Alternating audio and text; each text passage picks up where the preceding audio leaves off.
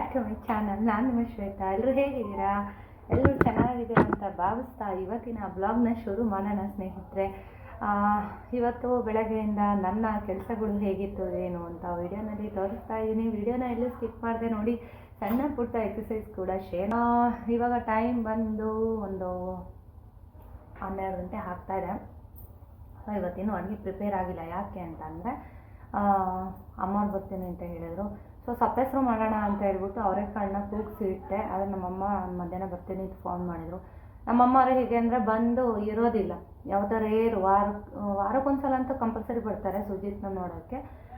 ಉಳ್ಕೊಳ್ಳಲ್ಲ, ಹಿಂಗೆ ಬಂದು ಒಂದು ಹಾಫ್ ಆನ್ ಅವರ್ 1 ಅವರ್ ಇದ್ಬಿಟ್ಟು ಊರಿಗೆ ಹೋಗ್ತಾರೆ. ಉಳ್ಕೊಳ್ಳೋದು ತುಂಬ ರೇರು. ತುಂಬ ಆಸೆ ಆದಾಗ ಮೊಮ್ಮಗನ ಜೊತೆ ಇರಬೇಕು ಅಂತ ಒಂದೇ ಒಂದು ನೈಟ್ ಇದ್ದು ಹೋಗ್ತಾರೆ.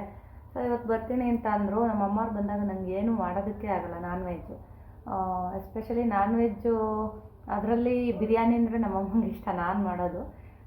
ನೋಡೋಣ ಇವತ್ತು ಬಂದರೆ ಮಾಡೋಣ ಅಂತ ಪ್ಲ್ಯಾನ್ ಮಾಡಿಕೊಂಡೆ. ಸಡನ್ನಾಗಿ ಎಲ್ಲ ಸಾಂಬಾರಿಗೆ ರೆಡಿ ಮಾಡಿದ್ಮೇಲೆ ಫೋನ್ ಮಾಡಿದ್ರು ಬರ್ತಾಯಿದ್ದೀನಿ ಅಂತ. ಸೊ ಬರ್ತಾಯಿದ್ದೀನಿ ಅಂದರೆ ಏನು ಕಿಲೋಮೀಟ್ರ್ಗಟ್ಟಲೆ ದೂರದಿಂದ ಏನು ಬರಲ್ಲ, ತುಂಬ ಹತ್ರನೇ, ಇಲ್ಲಿಗೆ ಒಂದು 1/4 ಗಂಟೆ ಜರ್ನಿ ಅಷ್ಟೇ ಗುಬ್ಬಿಗೂ ಮತ್ತು ನಮ್ಮಮ್ಮವ್ರ ಮನೆಗೂ. ಸರಿ ಅಂತ ಸಡನ್ನಾಗಿ ಹೇಳಿ ನಮ್ಮ ಮನೆಯವರು ಸುಜಿತ್ನ ಯಾವಾಗಲೂ ರೋಹಿತ್ ಅನ್ನೋದೇ ಬರ್ತಿರುತ್ತೆ. ಸುಜಿತ್ನ ಸ್ಕೂಲಿಗೆ ಬಿಟ್ಟು ಬರಬೇಕಾದ್ರೆ ಚಿಕನ್ನು ತರಿಸೋಣ ಅಂದ್ಕೊಂಡು ತರಿಸಿಟ್ಟಿದ್ದೀನಿ.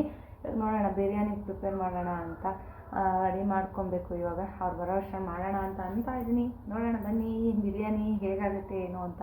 ಸಾಮಾನ್ಯವಾಗಿ ಒಂದೇ ಥರ ನಾನು ಬಿರಿಯಾನಿ ಮಾಡೋದು. ಆಲ್ಮೋಸ್ಟ್ ವೀಡಿಯೋನಲ್ಲಿ ಯಾವಾಗಲೂ ಶೇರ್ ಮಾಡ್ತಾ ಇರ್ತೀನಿ. ಸೊ ಏನಾಗುತ್ತೆ ಅಂತ ಅಂದರೆ ನೋಡಿ, ಈ ಥರ ಏನಾದರೂ ಬಿರಿಯಾನಿ ಬೇರೆ ಥರ ಏನಾದರೂ ಸ್ವೀಟ್ ಆದರೆ ಕಂಟ್ರೋಲ್ ಮಾಡ್ಬಿಡ್ತೀನಿ. ನಾನ್ ವೆಜ್ಜಲ್ಲಿ ಬಿರಿಯಾನಿ ಈ ಥರದ್ದೆಲ್ಲ ಮಾಡಿದಾಗ ಸ್ವಲ್ಪನಾದ್ರು ತಿನ್ನಬೇಕು ಅನ್ನಿಸ್ತಿರುತ್ತೆ. ಮಧ್ಯದಲ್ಲಿ ಡಯಟ್ ಕಟ್ ಆಗುತ್ತೆ. ಸೊ ಏನಾಗುತ್ತೆ ಅಂದರೆ ನನ್ನ ವೆಯ್ಟ್ ಅಲ್ಲೇ ಸ್ಟಕ್ ಆಗುತ್ತೆ. ಇವತ್ತಿನ ಒಂದು ಬ್ಲಾಗ್ನಲ್ಲಿ ನಿಮಗೆ ಒಂದು ಚಾರ್ಟ್ ಕೂಡ ಶೇರ್ ಮಾಡ್ತಾ ಇದ್ದೀನಿ. ಯಾವ ಚಾರ್ಟ್ ಅಂತ ಅಂದರೆ ಸೊ ಎಷ್ಟು ವೆಯ್ಟ್ಗೆ ಎಷ್ಟು ಹೈಟ್ಗೆ ಎಷ್ಟು ವೆಯ್ಟ್ ಇರಬೇಕು ಅನ್ನೋ ಒಂದು ಚಾರ್ಟ್ನ ನಿಮಗೆ ಶೇರ್ ಮಾಡ್ತಾ ಇದ್ದೀನಿ ಸ್ನೇಹಿತರೆ. ಅದರಲ್ಲಿ ಒಂದು BMI ಅಂತ ಒಂದು ಆ್ಯಪ್ ಬರುತ್ತೆ, BMI ಅಂತ.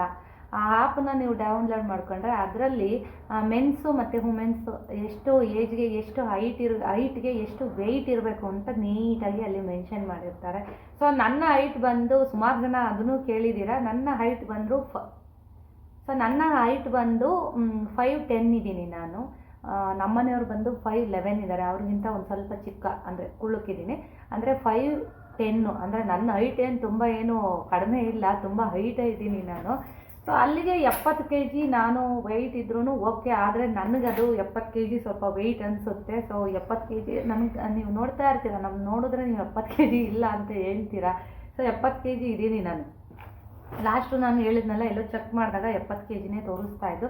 ಸೊ ನೋಡೋದಕ್ಕೆ ಸಣ್ಣ ಕಾಣ್ತೀನಿ. ಒಂದು ಬೇಜಾರು ಅಂದರೆ ನೋಡೋದಕ್ಕೆ ಸಣ್ಣ ಕಾಣ್ತೀನಿ, ವೆಯ್ಟ್ ಮಾಡಿದ್ರೆ 70 kg ತೂಗ್ತಾ ಇರ್ತೀನಿ. ಸೊ ಇಷ್ಟೊಂದು ವೆಯ್ಟ್ ಇದೀನಿ ನಾನು, ವೆಯ್ಟ್ ರೆಡ್ಯೂಸ್ ಮಾಡಬೇಕು ಅಂತ ಅನ್ನಿಸ್ತಾ ಇರುತ್ತೆ. ನನ್ನ ಒಂದು ಗೋಲ್ ಏನು ಅಂತ ಅಂದರೆ, ಸುಮಾರು ಜನ ಎಷ್ಟು ಈಸಿಯಾಗಿ ಹೇಳ್ಬಿಡ್ತೀರಾ 5 kg 6 kg ಕಡಿಮೆ ಮಾಡಬೇಕು ಅಂತ. ಸೊ ಹೇಳ್ತೀನಿ, ಹೇಳ್ದಷ್ಟು ಈಸಿ ಅಲ್ಲ. ಫಸ್ಟೆಲ್ಲ ಬೇಗ ನಾನು ವೆಯ್ಟ್ ಲಾಸ್ ಆಗ್ತಾಯಿದ್ದೆ.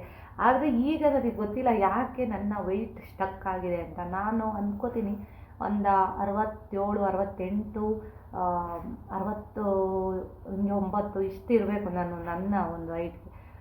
ಅಂದರೆ ವೆಯ್ಟ್ ಇಷ್ಟಿರಬೇಕು ಅಂತ ನನ್ನ ಒಂದು ಗೋಲು. ಸೊ ನಾನು ಎಷ್ಟೇ ಡಯಟ್ ಮಾಡಿದ್ರು ಕೆಲವೊಂದು ಸಲ ವೆಯ್ಟೇ ಲಾಸ್ ಆಗೋದಿಲ್ಲ. ಮಧ್ಯದಲ್ಲಿ ನೋಡ್ತಿರಲ್ಲ, ಹಿಂಗೆ ಸ್ಕಿಪ್ ಮಾಡ್ಬಿಡ್ತೀನಿ. ಏನಾದ್ರು ತಿನ್ನೋದು, ಎಂಥವ್ರಿಗೂ ಬಾಯಿ ಕಟ್ಟೋಕ್ಕಾಗಲ್ಲ, ತಿನ್ನೋದು ಏನಾದ್ರು ಬಿರಿಯಾನಿ ನಾನ್ ವೆಜ್ ಮಾಡೋಕ್ಕೆ ಸ್ವಲ್ಪ ತಿನ್ಬಿಡೋದು, ಕಬಾಬು ಈ ಥರದ್ದೆಲ್ಲ. ಸೊ ಏನಾಗುತ್ತೆ ಅಂದರೆ ವೆಯ್ಟ್ ಇಳಿಯೋಕ್ಕೆ ಬಂದಾಗ ಅಲ್ಲೇನಾಗುತ್ತೆ ಅಂದರೆ ವೆಯ್ಟ್ ಅಲ್ಲೇ ಸ್ಟಕ್ ಆಗುತ್ತೆ.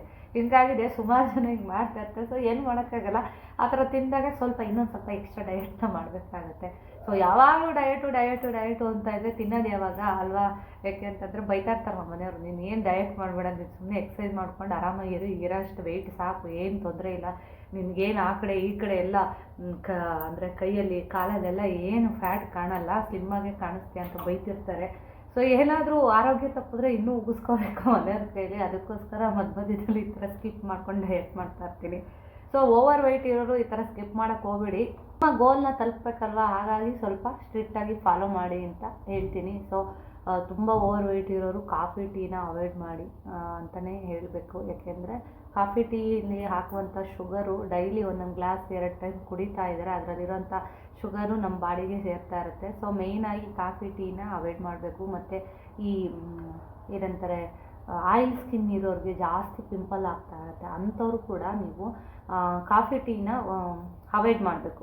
ಪಿಂಪಲ್ಸ್ ಎಲ್ಲ ಕಡಿಮೆ ಆಗಬೇಕು ಅಂದರೆ ನೀವು ಕಾಫಿ ಟೀನ ಅವಾಯ್ಡ್ ಮಾಡಿ ನೋಡಿ. ಮತ್ತು ಆಯಿಲ್ ಫುಡ್ಗಳನ್ನ ಕಂಟ್ರೋಲ್ ಮಾಡಿದ್ರೆ ನಿಮಗೆ ಪಿಂಪಲ್ಸ್ ಕೂಡ ಕಡಿಮೆ ಆಗುತ್ತೆ. ನೀವು ನೋಡ್ತಾ ಇರ್ತೀರ ನನ್ನ ಸ್ಕಿನ್ನಲ್ಲಿ ಯಾವತ್ತೂ ಒಂದೂ ಪಿಂಪಲ್ಸ್ ಆಗಿಲ್ಲ ನನಗೆ.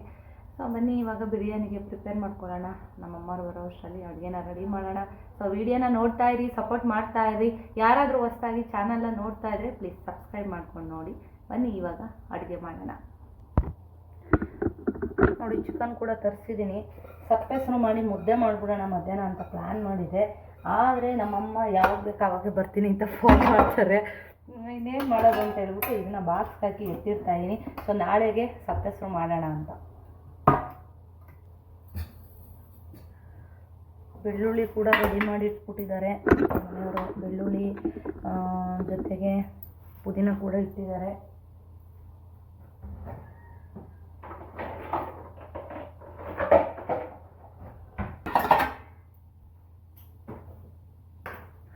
ಕೊತ್ತಂಬರಿ ಪುದೀನ ಎರಡೂ ಕೂಡ ವಾಶ್ ಮಾಡ್ಕೊತಾ ಇದ್ದೀನಿ.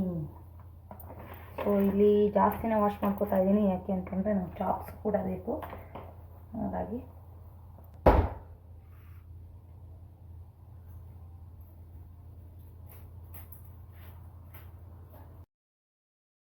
ಸೊ ಸುಮಾರು ಜನ ನೀವು ಕೇಳ್ಬೋದು ಸ್ನೇಹಿತರೆ, ಧನುರ್ಮಾಸದಲ್ಲಿ ನಾನ್ ವೆಜ್ ತಿಂತೀರಾ ಅಂತ. ಸೊ ನಾನಿನ್ನು ಪೂಜೆ ಸ್ಟಾರ್ಟ್ ಮಾಡಿಲ್ಲ, ಹಾಗಾಗಿ ನಾನೇನು ನಾನ್ ವೆಜ್ ತಿನ್ನಲ್ಲ ಆ ಥರ ಎಲ್ಲ ಏನು ಹೇಳೋಕ್ಕೆ ಹೋಗ್ತಾ ಇಲ್ಲ. ಸೊ ಲಾಸ್ಟ್ನಲ್ಲಿ ಒಂದು 9 ದಿವಸ ಮಾಡಬೇಕು, ನೋಡೋಣ ಪೀರಿಯಡ್ನ ನೋಡ್ಕೊಂಡು ಮಾಡ್ಕೊಳ್ಳೋಣ ಅಂತ ಅಂದ್ಕೊಂಡಿದ್ದೀನಿ. ಸೊ ಸುಮಾರು ಜನ ಅಂದರೆ ಧನುರ್ಮಾಸ ಪೂಜೆ ಮಾಡೋರು ನಾನ್ ವೆಜ್ನ ಬಳಸಲ್ಲ. ಸೊ ನಾನು ಪೂಜೆ ಸ್ಟಾರ್ಟ್ ಮಾಡಿದಾಗ ನೋಡೋಣ. ಇವಾಗ ತುಂಬ ಲೇಟ್ ಆಯಿತು ಅಂತ ಹೇಳಿಬಿಟ್ಟು ಇವತ್ತು ಮನೆಯವರೇ ಪುದೀನ ಇದು ಬೆಳ್ಳುಳ್ಳಿ ಇದನ್ನೆಲ್ಲ ರೆಡಿ ಮಾಡಿ ಇಟ್ಟಿದ್ದಾರೆ. ಅಡುಗೆ ಕೆಲಸ ಅಂತ ಅಂದರೆ ಅಷ್ಟೊಂದು ಏನೋ ಕೆಲಸನೇ ಅಲ್ಲ ಅಂತ ಅನಿಸುತ್ತೆ. ಯಾಕೆಂದರೆ ನಾನು ಅಡುಗೆ ಕೆಲಸಗಳಲ್ಲಿ ಫಾಸ್ಟು, ಎಲ್ಲ ಕೆಲಸದಲ್ಲೂ ಫಾಸ್ಟೇ. ಸೊ ಕಿಚನ್ನಲ್ಲಿ ನಾನು ಸುಮಾರು ಸಲ ಹೇಳಿದ್ದೀನಿ, ಕಿಚನ್ನಲ್ಲಿ ನಾನು ದಿನಗಟ್ಟಲೆ ನಿಲ್ಲಲ್ಲ. ನನಗೆ ಯಾವಾಗಲೂ ಕಿಚನ್ ಕ್ಲೀನಾಗಿರಬೇಕು. ಹಾಗಾಗಿ ಪಟ ಅಂತ ಎಲ್ಲ ಕೆಲಸ ಮುಗಿಸಿ ನಂತರ ನಾನು ಕ್ಲೀನ್ ಮಾಡ್ಕೊಂಬಿಡ್ತೀನಿ. ಇವತ್ತು ಸಾಮಾನ್ಯವಾಗಿ ತಿಂಡಿ ಜೊತೆಗೇ ನಾವೇನಾದರೂ ನಾನ್ ವೆಜ್ ಮಾಡೋವಂಥ ಪ್ಲಾನ್ ಇದ್ದರೆ ತಿಂಡಿ ಮಾಡಬೇಕಾದ್ರೇ ಒಂದು 8 ಗಂಟೆಗೆಲ್ಲ ಚಿಕನ್ನು ಮಟನ್ನೆಲ್ಲ ತರಿಸಿರ್ತಾರೆ. ಸೊ ಇವತ್ತೇನು ಪ್ಲ್ಯಾನ್ ಇರಲಿಲ್ಲ, ಹಂಗಾಗಿ ಲೇಟ್ ಆಯಿತು. ನಾನು ಎಲ್ಲ ಮಾಡಿ ಇಟ್ಬಿಟ್ಟು ಕಿಚನೆಲ್ಲ ಕ್ಲೀನ್ ಮಾಡಿ, ಯಾರೂ ತಿಂದಿರೋದಿಲ್ಲ, ಎಲ್ಲ ಮಾಡಿಟ್ಟು ಕ್ಲೀನ್ ಮಾಡಿ ಮತ್ತು ಸ್ನಾನ ಮಾಡಿ, ತಲೆ ಸ್ನಾನ ಮಾಡಿ ಆಮೇಲೆ ದೇವ್ರ ದೀಪ ಹಚ್ಚಿ ನಂತರ ನಾನು ಮುಂದಿನ ಕೆಲಸಗಳನ್ನ ಮಾಡೋದಕ್ಕೆ ಬರ್ತೀನಿ. ಸೊ ಅಲ್ಲಿಗೆ ಸಾಂಬಾರು ಎಲ್ಲ ಮುಗಿಸಿರ್ತೀನಿ, ಏನಾದರೂ ಸಾಂಬಾರು ಮಾಡಬೇಕು ಅಂತ ಅಂದರೆ. ಸೊ ಸುಮಾರು ಜನ ಕೇಳ್ತಾ ಇರ್ತಾರೆ, ನಮ್ಮ ಮನೆಗೆ ಬಂದಾಗ ನಾನ್ ವೆಜ್ ಮಾಡಿದ್ದೀರಾ ಅಂತ ಅನ್ಸೋದೇ ಇಲ್ಲ, ಅಷ್ಟು ನೀಟಾಗಿ ಇಟ್ಟಿರ್ತೀರಾ ಅಂತ. ಸೊ ನಾವು ಒಂದು ಟೈಮ್ ಟೇಬಲ್ಲು, ನಂದೆಲ್ಲ ಕೆಲಸಗಳಲ್ಲೂ ಅಷ್ಟೇ ಒಂದು ಟೈಮ್ ಟೇಬಲು. ಇಷ್ಟು ಗಂಟೆಯಿಂದ ಇಷ್ಟು ಗಂಟೆಗೆ ಈ ಕೆಲಸ, ಇಷ್ಟು ಗಂಟೆ ಮೇಲೆ ಈ ಕೆಲಸ, ಈ ಥರ ನಾನೊಂದು ಟೈಮ್ ಟೇಬಲ್ನ ಹಾಕ್ಕೊಂಡ್ಬಿಟ್ಟಿರ್ತೀನಿ. ಆದಷ್ಟು ಆ ಟೈಮ್ ಒಳಗಡೆ ಎಲ್ಲ ಕೆಲಸವನ್ನು ಮುಗಿಸೋದಕ್ಕೆ ಪ್ರಯತ್ನ ಮಾಡ್ತೀನಿ. ಟೊಮೊಟೊ ಕೂಡ ಇವತ್ತು ಜಾಸ್ತಿ ಬಿರಿಯಾನಿ ಮಾಡ್ತಾಯಿದ್ದೀನಿ. ಯಾಕೆಂದರೆ ಅಮ್ಮ ಅಪ್ಪ ಎಲ್ಲ ಬರ್ತಿದ್ದಾರಲ್ವ. ನಾನು ಸಾಮಾನ್ಯವಾಗಿ ಮುಂಚೆ ಎಲ್ಲ ಕುಕ್ಕರಲ್ಲಿ ಮಾಡ್ತಿದ್ದೆ. ಯಾಕೋ ಇತ್ತೀಚೆಗೆ ಓಪನ್ ಪ್ಯಾನ್ ಅಂದರೆ ತಪ್ಪಲೆಗಳಲ್ಲಿ ಮಾಡಿದ್ರೆ ತುಂಬ ಉದುದ್ರಾಗಿ ಚೆನ್ನಾಗಿ ಬರುತ್ತೆ. ಸೊ ಜಾಸ್ತಿ ಮಾಡಿ ಅಭ್ಯಾಸ ಇಲ್ಲ ಅಂತಲ್ಲ, ಯಾವಾಗಲೂ 4 ಜನಕ್ಕೆ ಮಾಡಿ ಅಷ್ಟೇ ಅಭ್ಯಾಸ. ಸೊ ಜಾಸ್ತಿ ಜನಕ್ಕೆ ಮಾಡಬೇಕಾದ್ರೆ ಸ್ವಲ್ಪ ಮಸಾಲೆಗಳು ಈ ಥರದ್ದೆಲ್ಲ ಜಾಸ್ತಿ ಹಾಕ್ಕೊತೀನಿ. ಒಂದೊಂದು ಸಲ ಏರುಪೇರು ಆಗಿಬಿಡುತ್ತೆ. ಸೊ ಏರುಪೇರು ಮಾಡಿರೋದು ತುಂಬ ಕಡಿಮೆ. ಎಲ್ಲ ವಿಷಯದಲ್ಲೂ ಅಷ್ಟೇ ಏರುಪೇರು ಮಾಡೋದು ತುಂಬ ಕಡಿಮೆ. ಎಲ್ಲದರಲ್ಲೂ ಪರ್ಫೆಕ್ಟಾಗಿ ಮಾಡೋದಕ್ಕೆ ಟ್ರೈ ಮಾಡ್ತೀನಿ. ಇವಾಗ ನೋಡಿ ಈರುಳ್ಳಿ ಟೊಮೊಟೊ ಎಲ್ಲ ಹಚ್ಚಿಟ್ಕೊಂಡೆ. ನೋಡ್ತಾ ಇದ್ರೆ ನಾನೇನು ಫಾಸ್ಟಾಗಿ ಇಟ್ಟಿಲ್ಲ ವೀಡಿಯೋನ, ಎಷ್ಟು ಫಾಸ್ಟಾಗಿ ಎಲ್ಲ ಹಚ್ಚಿಟ್ಕೊಂಡೆ ಅಂತ. ಸೊ ನಮ್ಮ ಮನೆಯಲ್ಲಿ ಏನು ಅಂದರೆ 4 ಜನಕ್ಕೆ ಮಾಡಿ ಅಭ್ಯಾಸ ಆಗಿರೋದ್ರಿಂದ ಈ ದೊಡ್ಡ ಪಾತ್ರೆಗಳೆಲ್ಲ ಅಂದರೆ ಪಕ್ಷದ ಹಬ್ಬ ಎಲ್ಲ ಮಾಡೋಕ್ಕೆ ಒಂದು 10 kg 15 kg ಮಟನ್ ಬೇಯಿಸೋದಕ್ಕೆಲ್ಲ ತುಂಬ ದೊಡ್ಡ ಪಾತ್ರೆ ಇಟ್ಕೊಂಡಿದ್ದೀನಿ. ಇವಾಗ ಒಂದು 5-6 ಜನ ಬಂದರೆ ಮಾಡೋದಕ್ಕೆ ಅಂತಂದರೆ ಬಿರಿಯಾನಿ ಪಾತ್ರೆ ಇಲ್ಲ. ನಾನು ಮನೆಯವ್ರಿಗೆ ಹೇಳ್ತಾನೆ ಇದ್ದೀನಿ, ಒಂದು 15 ದಿವಸದಿಂದ ಬಿರಿಯಾನಿ ಪಾತ್ರೆ ತೊಗೊಬರೋಣ ನಡೀರಿ, ಆಮೇಲೆ ಬಿಲ್ಡಿಂಗ್ ಕೆಲಸ ಮಾಡ್ತಿದ್ದಾರಲ್ಲ ಅವ್ರಿಗೂ ಒಂದು ಸಲ ನಾನ್ ವೆಜ್ ಮಾಡೋಣ, ಚಿಕನ್ ಬಿರಿಯಾನಿ ಎಲ್ಲ ಮಾಡಿಕೊಡೋಣ, ಸ್ವಲ್ಪ ದೊಡ್ಡ ಪಾತ್ರೆ ತೊಗೊಬರೋಣ ಅಂತ ಹೇಳ್ತಾ ಇದ್ದೀನಿ. ಹೋಗಬೇಕು, ಯಾವಾಗಾದರೂ ಹೋಗಿ ತೊಗೊಬರಬೇಕು. ನಾವು ಬಿರಿಯಾನಿ ಮಾಡಬೇಕಾದ್ರೆ ಪಾತ್ರೆ ಸ್ವಲ್ಪ ಅಗಲವಾಗಿದ್ದರೆ ತುಂಬ ಚೆನ್ನಾಗಿ ಬರುತ್ತೆ. ತುಂಬ ಚಿಕ್ಕ ಪಾತ್ರೆಯಲ್ಲಿ, ಚಿಕ್ಕ ಕುಕ್ಕರಲ್ಲಿ ಜಾಸ್ತಿ ಬಿರಿಯಾನಿನ ಮಾಡಬಾರ್ದು, ಅದು ಮುದ್ದೆ ಮುದ್ದೆ ಥರ ಆಗುತ್ತೆ. ನನ್ನ ಎಕ್ಸ್ಪೀರಿಯೆನ್ಸು ಅಷ್ಟು ಚೆನ್ನಾಗಿ ಬರಲ್ಲ. ಸೊ ಓಪನ್ ಪಾತ್ರೆನಲ್ಲಿ ಮಾಡ್ತಾಯಿದ್ದೀವಿ ಅಂತಂದರೆ ಸ್ವಲ್ಪ ಅಗಲವಾಗಿರೋ ಅಂಥ ಪಾತ್ರೆ, ಬಿರಿಯಾನಿ ಪಾತ್ರೆ ತೊಗೊಂಡ್ರೆ ತುಂಬ ಚೆನ್ನಾಗಿ ಬರುತ್ತೆ. ಇವತ್ತು ಜಾಸ್ತಿ ಮಾಡೋದ್ರಿಂದ ಚಿಕ್ಕ ಪಾತ್ರೆ ಇಡೋದು ಬೇಡ ಅಂತ ಒಂದು ದೊಡ್ಡ ಪಾತ್ರೆನ ಎತ್ಕೊಂಡೆ. ಅಂದರೆ ಮೇಲೆ ವಾರ್ಡ್ರೋಬಲ್ಲಿ ಎಲ್ಲ ಜೋಡಿಸಿದ್ದೀನಿ. ಅದನ್ನೆಲ್ಲ ಸಾಮಾನ್ಯವಾಗಿ ಪಕ್ಷದ ಹಬ್ಬದಲ್ಲಿ, ಆಮೇಲೆ ನಾವು ದೇವರಾಯನ ದುರ್ಗದ ಹಬ್ಬ, ಜಾತ್ರೆ ಹಬ್ಬ ಮಾಡಬೇಕಾದ್ರೆ ನಾವು ಸಿಹಿ ಮಾಡ್ತೀವಿ, ಖಾರ ಮಾಡೋದಿಲ್ಲ. ಮನೇಲೂ ಅಷ್ಟೇ, ನಾವು ನಾನ್ ವೆಜ್ ಮಾಡಿದಾಗ ದೇವ್ರ ಪೂಜೆ ಮಾಡಿಬಿಟ್ಟು ಬಾಗಿಲು ಹಾಕ್ಬಿಡ್ತೀವಿ. ಅಂದರೆ ಮೊಟ್ಟೆ ಇದೆಲ್ಲ ಬಾಯ್ಲ್ ಮಾಡಿದ್ರು ಅಷ್ಟೇ, ನಾವು ದೇವ್ರ ಮನೆ ಡೋರ್ನ ತೆಗಿಯಲ್ಲ. ಆವತ್ತಿನ ಸಂಜೆ ನಾವು ದೀಪ ಹಚ್ಚೋದಿಲ್ಲ. ಪಾತ್ರೆಗಳು ಅಷ್ಟೇ, ನಾವು ಶನಿವಾರದೊತ್ತು ನಾವು ನೈವೇದ್ಯಕ್ಕೆ ಏನು ಅಡುಗೆ ಮಾಡ್ತೀವಿ ಪ್ರತಿ ಶನಿವಾರ, ಆ ನೈವೇದ್ಯಕ್ಕೂ ಅಷ್ಟೇ ನಾವು ಬೇರೆ ಬೇರೆ ಪಾತ್ರೆಗಳನ್ನ ಇಟ್ಕೊಂಡಿದ್ದೀವಿ. ಅಂದರೆ ನೈವೇದ್ಯಕ್ಕೆ ಬೇರೆ ಕುಕ್ಕರು, ರೈಸ್ ಮಾಡೋದಕ್ಕೆ ಬೇರೆ ಕುಕ್ಕರ್, ಈ ಥರದ್ದೆಲ್ಲ ಬೇರೆ ಇಟ್ಕೊಂಡಿದ್ದೀವಿ. ಜೊತೆಗೆ ಈ ಸಾಂಬಾರು ಪೌಡರು, ಇದು ನಾವು ಅನ್ನ ಸಾಂಬಾರು ಕೂಡ ನಾವು ದೇವ್ರಿಗೆ ನೈವೇದ್ಯ ಮಾಡೋದ್ರಿಂದ ನಾವು ಸಪ್ರೇಟ್ ಇಟ್ಕೊಂಡಿದ್ದೀವಿ. ಅದು ಕೂಡ ಸಾಂಬಾರು ಪೌಡ್ರು ಎಲ್ಲ ಸಪ್ರೇಟ್ ತೆಗ್ದು ಇಟ್ಕೊಂಡ್ಬಿಡ್ತೀವಿ. ಯಾಕೆಂದರೆ ನಾನ್ ವೆಜ್ ಮಾಡಿ ಅದೇ ಕೈಯಲ್ಲೆಲ್ಲ ಮುಟ್ತಿರ್ತೀವಲ್ವ, ಹಂಗಾಗಿ ಸ್ವಲ್ಪ ಅದರಲ್ಲೆಲ್ಲ ಸ್ವಲ್ಪ ಮಡಿ ಜಾಸ್ತಿ ಅಂತಲೇ ಹೇಳ್ಬೋದು. ಇನ್ನು ದೇವರಾಯನ ದುರ್ಗದ ಹಬ್ಬದಲ್ಲಿ, ತೇರು ಹಬ್ಬಕ್ಕೆ ಈ ಬಳಸೋಂಥ ಪಾತ್ರೆಗಳು ಕೂಡ, ಸಿಹಿ ಮಾಡೋದಕ್ಕೆ ಪಾತ್ರೆ ಬಳಸ್ತೀವಲ್ಲ, ಅದು ಕೂಡ ಅಷ್ಟೇ ನಾವು ಸಪ್ರೇಟ್ ಇಟ್ಕೊಂಡಿದ್ದೀವಿ. ಅದನ್ನು ಎಲ್ಲದಕ್ಕೂ ಬಳಸೋದಿಲ್ಲ. ಸೊ ನಮ್ಮ ಮನೆಯಲ್ಲಿ ಈ ಥರ ಪದ್ಧತಿ. ಎಲ್ಲ ಹಚ್ಕೊಂಡಿದ್ದಾಯಿತು. ಇವಾಗ ಒಂದು ಸ್ವಲ್ಪ 1-2 ಇಂಚಷ್ಟು ಜಾಸ್ತಿ ಮಾಡ್ತಿದ್ದೀನಲ್ವ, 1-2 ಇಂಚಷ್ಟು ಶುಂಠಿ, ಒಂದು 4-5 ಗಡ್ಡೆಯಷ್ಟು ಬೆಳ್ಳುಳ್ಳಿ, ಕೊತ್ತಂಬರಿ, ಪುದೀನ, ಇದನ್ನೆಲ್ಲ ನಾವೇನೇನು ಚಕ್ಕೆ ಲವಂಗ ಎಲ್ಲ ರುಬ್ಬೋದಕ್ಕಾಗಲ್ಲ, ಹಾಕೋದಿಲ್ಲ. ಯಾಕೆಂದರೆ ಸ್ವಲ್ಪ ಗಂಟ್ಲು ಹುರಿ, ಇದು ಹೊಟ್ಟೆ ಹುರಿ ಎಲ್ಲ ಬರುತ್ತೆ, ಗ್ಯಾಸ್ಟ್ರಿಕ್ ಆಗುತ್ತೆ ಅಂತ ಜಸ್ಟ್ ಫ್ಲೇವರ್ಗೋಸ್ಕರ ಒಗ್ಗರಣೆ ಹಾಕೋದಷ್ಟೇ. ಇವಾಗ ಸ್ವಲ್ಪ ಪುದೀನ ಮತ್ತು ಕೊತ್ತಂಬರಿ ಇದನ್ನು ತೊಳೆದಿಟ್ಕೊಂಡಿದ್ದೀನಲ್ವ, ಚಾಪ್ಸ್ಗೆ ಎಷ್ಟು ಬೇಕೋ ಅಷ್ಟು ಎತ್ತಿಟ್ಕೊಂಡು ಇವಾಗ ರುಬ್ಕೋತಾ ಇದ್ದೀನಿ. ಸ್ವಲ್ಪ ಹಸಿರು ಮೆಣಸಿನ್ಕಾಯಿ ಸ್ವಲ್ಪ ಹಾಕ್ಕೊತೀನಿ. ಹಸಿರು ಮೆಣಸಿನ್ಕಾಯಿ ಸ್ವಲ್ಪ ಕಡಿಮೆನೇ ನಾನು ಬಳಸೋದು, ಯಾಕೆಂದರೆ ಗ್ಯಾಸ್ಟ್ರಿಕ್ ಆಗುತ್ತೆ ಮನೇಲಿ ಮಕ್ಕಳು ಎಲ್ಲ ತಿನ್ನೋದ್ರಿಂದ. ಅದ್ರ ಜೊತೆಗೆ ಸ್ವಲ್ಪ ಅಚ್ಕಾರದ ಪುಡಿನೂ ಬಳಸೋದ್ರಿಂದ ಸ್ವಲ್ಪ ಕಡಿಮೆ ಹಾಕ್ಕೊತೀನಿ. ಕೊತ್ತಂಬರಿ, ಪುದೀನ, ಶುಂಠಿ, ಬೆಳ್ಳುಳ್ಳಿ, ಸ್ವಲ್ಪ ಹಸಿರು ಮೆಣಸಿನ್ಕಾಯಿ ಒಂದು 4, ಒಂದು ಸ್ವಲ್ಪ ಉಪ್ಪು ಹಾಕಿ ರುಬ್ಬಿ ಒಂದು ಕಡೆ ಇಟ್ಕೊತೀನಿ. ನೋಡಿ ಇವಾಗ ತೋರಿಸ್ತೀನಿ ಎಷ್ಟು ದೊಡ್ಡ ಪಾತ್ರೆ ಇಟ್ಟಿದ್ದೀನಿ ಅಂತ. ನಮ್ಮ ಮನೆಯಲ್ಲಿ ಅಯ್ಯೋ ಏನು ಎಷ್ಟು ಜನಕ್ಕೆ ಬಿರಿಯಾನಿ ಮಾಡ್ತಾಯಿದ್ದೀವಿ, ಇಷ್ಟು ದೊಡ್ಡ ಪಾತ್ರೆ ಇಟ್ಟಿದ್ಯಾ ಅಂತ ಅಂತಿದ್ರು. ಸೊ ಪಾತ್ರೆ ಎಷ್ಟು ಬೇಕು, ಪಾತ್ರೆ ದೊಡ್ಡದಾದ್ರೇನು ಎಷ್ಟು ಬೇಕಷ್ಟು ಮಾಡಬೇಕು ಅನ್ನೋದು ನಮ್ಮ ಮೈಂಡಲ್ಲಿ ಇರುತ್ತಲ್ವ. ಎಷ್ಟು ಬೇಕಷ್ಟು ಮಾಡ್ಕೊಂಡ್ರೆ ಆಯಿತು ಅಂತ ಸ್ವಲ್ಪ ಅಗಲವಾದ ಪಾತ್ರೆ ಇಟ್ಟು, ಬಿರಿಯಾನಿಗೆ ಸ್ವಲ್ಪ ಎಣ್ಣೆ ಸ್ವಲ್ಪ ಎಷ್ಟು ಬೇಕಷ್ಟು ಹಾಕ್ಕೊಂಡು, ಮನೇಲಿ ಬೆಣ್ಣೆ ಇದ್ದರೆ ಬೆಣ್ಣೆ ಕೂಡ ಹಾಕ್ತೀನಿ. ಆಲ್ಮೋಸ್ಟ್ ಮನೆಯಲ್ಲಿ ಬೆಣ್ಣೆ ಇಟ್ಟಿರ್ತೀನಿ ಅಡುಗೆಗೆ ಅಂತ. ಇವತ್ತು ಬೆಣ್ಣೆ ಖಾಲಿ ಆಗಿತ್ತು, ಹಂಗಾಗಿ ಎಣ್ಣೆನೇ ಹಾಕಿ ಮಾಡ್ತಾಯಿದ್ದೀನಿ. ಮನೇಲಿ ಯಾವ್ಯಾವ ಸ್ಪೈಸಿ ಐಟಮ್ಸ್ ಇದೆ ಎಲ್ಲನೂ ಹಾಕಿದ್ದೀನಿ. ಲೈಕ್ ಚಕ್ಕೆ, ಲವಂಗ, ಚಕ್ರ ಮಗ್ಗು, ಮರಾಠಿ ಮಗ್ಗು, ಕಲ್ಲು ಹೂವು, ಒಂದೊಂದು ಸ್ವಲ್ಪ ಕಸೂರಿ ಮೇಥಿ, ಮತ್ತು ಪಲಾವ್ ಎಲೆ, ಒಂದು ಏಲಕ್ಕಿ, ಎಲ್ಲನೂ ಸ್ಪೈಸಿ ಐಟಮ್ ಎಲ್ಲ ಹಾಕಿದ್ದೀನಿ. ಇನ್ನೊಂದು ಏನು ಅಂತ ಅಂದರೆ, ಕೆಲವೊಂದು ಇದರಲ್ಲಿ ನಾವು ಎಲ್ಲೋ ಟ್ರಿಪ್ ಹೋದಾಗ, ಧರ್ಮಸ್ಥಳದ ಕಡೆ ಟ್ರಿಪ್ ಹೋದಾಗ ಅಲ್ಲಿ ಮರಾಠಿ ಮಗ್ಗು, ಆಮೇಲೆ ಸ್ವಲ್ಪ ಕಲ್ಲು ಹೂವು ತೊಗೊಂಬಂದಿದ್ವಿ. ಎಷ್ಟು ಸ್ಟ್ರಾಂಗ್ ಇದೆ ಅಂತ ಅಂದರೆ, ಒಂದೇ ಒಂದು ಹಾಕಿಬಿಟ್ರೆ ಪಲಾವು ಅಥವಾ ಈ ಏನು ಬಿರಿಯಾನಿ ಈ ಥರದ್ದೆಲ್ಲ ಮಾಡಿದಾಗ ಅಷ್ಟು ಸ್ಮೆಲ್ ಬರ್ತಾ ಇರುತ್ತೆ. ಅದು ಫಸ್ಟ್ ಟೈಮ್ ತಂದಾಗ ನಂಗೆ ಗೊತ್ತಾಗಿರಲಿಲ್ಲ. ಒಂದು 2-3 ಹಾಕ್ಬಿಟ್ಟಿದ್ದೆ. ಬಿರಿಯಾನಿ ಮತ್ತು ಪಲಾವೆಲ್ಲ ಬರೀ ಮಸಾಲೆ ವಾಸನೆ ಬರ್ತಾಯಿತ್ತು. ಆವಾಗ ಗೊತ್ತಾಯಿತು ಆ ಕಡೆ ಐಟಮ್ಸು ಅಂದರೆ ಸ್ಪೈಸಿ ಐಟಮ್ಸ್ ಎಲ್ಲ ಆ ಕಡೆ ಹೋದಾಗ ತಂದರೆ ತುಂಬ ಚೆನ್ನಾಗಿರುತ್ತೆ. ನೀವು ನೋಡ್ತಾ ಇರ್ತೀರ, ಅದೆಲ್ಲ ಕಡೆ ಮಾರ್ತಾ ಇರ್ತಾರೆ, ಚೆನ್ನಾಗಿರುತ್ತೆ. ನಾನು ಕೂಡ ಒಂದು ಸ್ವಲ್ಪ ಜಾಸ್ತಿನೇ ತೊಗೊಂಬಂದಿದ್ದೆ, ಒಂದೊಂದೇ ಬಳಸ್ಕೊತೀನಿ. ಇವಾಗ ನೋಡಿ, ಇವಾಗ ಚಿಕನೆಲ್ಲ ಇವಾಗ ಎಷ್ಟು ತರಿಸಿದ್ದೀನಿ ಅಂತ ಅಂದರೆ, ಒಂದು 2 kgಯಷ್ಟು ಚಿಕನ್ ಇದೆ. 1 kgಯಷ್ಟು ನಾನು 1 kg 1.5 kgಯಷ್ಟು ನಾನು ಬಿರಿಯಾನಿಗೆ ಹಾಕೋತಾ ಇದ್ದೀನಿ. ಇನ್ನು ಮಿಕ್ಕಿದ್ದು ಚಾಪ್ಸ್ ಮಾಡ್ತಾಯಿದ್ದೀನಿ. ಏನು ಅಂತಂದರೆ, ಬಿರಿಯಾನಿಗೆ ಬರೀ ಮಟನ್ ಪೀಸಸ್ಸೇ ಇರಬಾರ್ದು.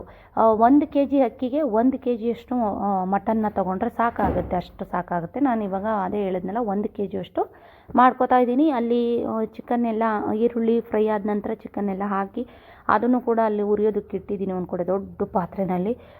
ಈ ಕಡೆ ಚಾಪ್ಸ್ಗೆ ರೆಡಿ ಮಾಡ್ಕೊತಾ ಇದ್ದೀನಿ. ಚಾಪ್ಸ್ನ ಸ್ನೇಹಿತರೆ ಒಂದೊಂದು ಸಾರಿ ಒಂದೊಂದು ಥರ ಮಾಡ್ಕೊತೀನಿ ನಾನು.